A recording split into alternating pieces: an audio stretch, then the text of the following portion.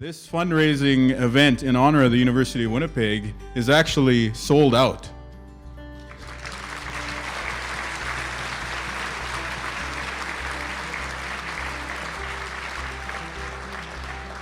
And I think part of that is a testimony to the contribution that the man we are honoring here tonight has made to our country.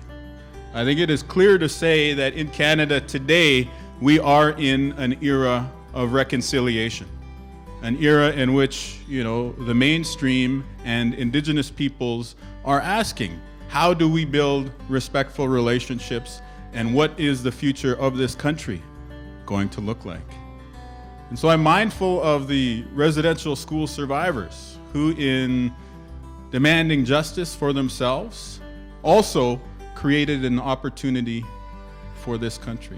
Reconciliation that will not come until we live up to our past promises and ensure the equality of opportunity necessary to create a prosperous shared future. And so it is hugely important as we are here tonight to understand that this is why you're all here. You never used to hear a speech where people started with the notion of, here we are on Treaty 1 territory in the homeland of the Métis. That's standard almost now to hear that, and that's a good beginning to every discussion that we have. It's a good beginning.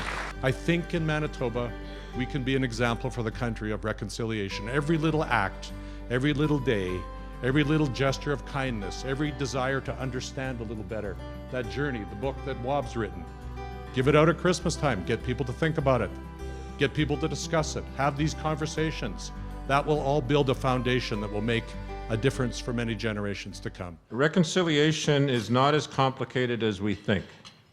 Reconciliation is really about relationships. And it boils down to this. I want to be your friend.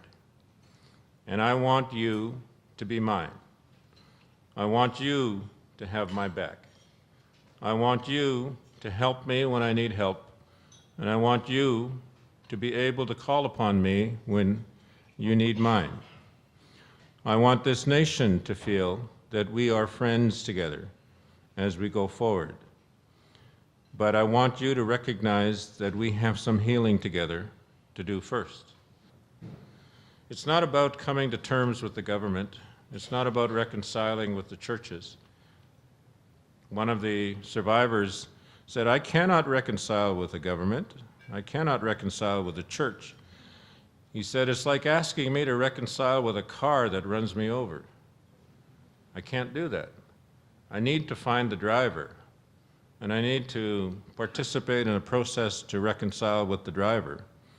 But all of the drivers of that car are no longer with us, so there's nobody for me to reconcile with there.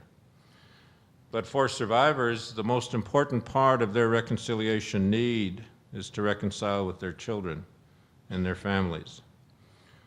And in my presentation to intergenerational survivors, I've always said to them, as I say to you tonight, those of you who are intergenerational, if you want to contribute to reconciliation, then love your ancestors, love your parents, learn to forgive them, because they need that in order to be able to leave this world in peace. And those of you who are here who have gone to public schools with me and with others and are wondering what is it that you can do to contribute to reconciliation, I give you this challenge. Read the recommendations. Find one, just one, that touches you and work with it.